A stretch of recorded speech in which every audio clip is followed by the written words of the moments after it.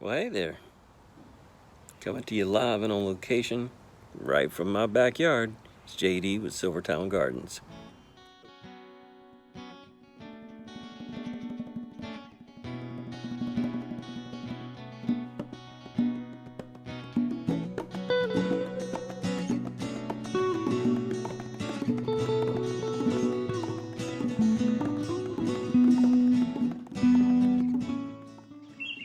So the first thing every garden needs is easy access, because this will help you be more engaged with gardening. And this raised garden bed is going to be home to my green leafy veggies, the brassica family.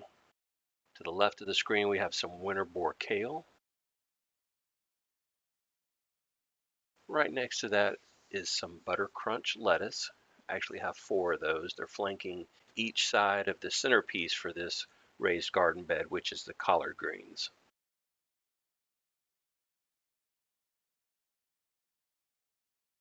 Finally, to the far right of the screen, we have some red boar kale. Now, I'm hopeful that the kale and the collard greens will be large enough to provide some shade and cover for the butter crunch lettuce, because it's still quite warm here. What you see there in between the winter boar kale is a French cantaloupe, and my idea was it would grow up this support trellis and kind of hang down, and yeah, so that's the idea. Bed placement is crucial, especially for raised garden beds. Gardeners can control what the soil composition is made up of, as well as what you decide to plant in your bed, but the placement is also very important. You need to make sure it gets plenty of sun, but not too much sun.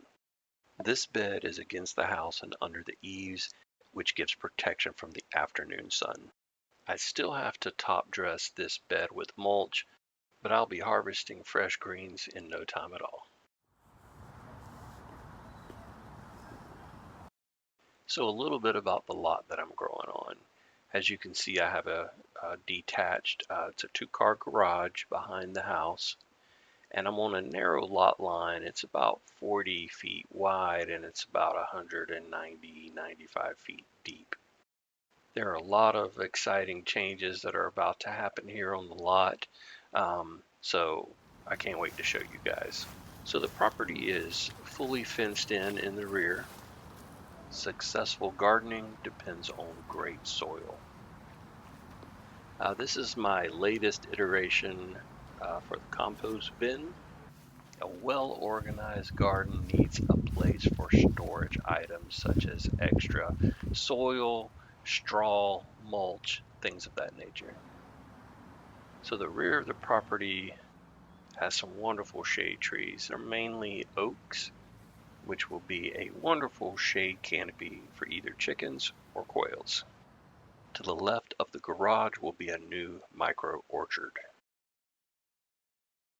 The kitchen garden has both containers and raised garden beds. Now this is my driveway garden, which is an in-ground fruit and veggie bed. I like to use the fence as a way to hang the garden tools. Once again, for easy access. You can check out my prior video for a step-by-step guide at how I made this potato patch. Now, only after a few short weeks you can see that garden bed there against the wall, how much the green leafy veggies have grown. Adding flowers to your garden will help attract pollinators. Last but not least, find a dedicated resting spot to enjoy your garden.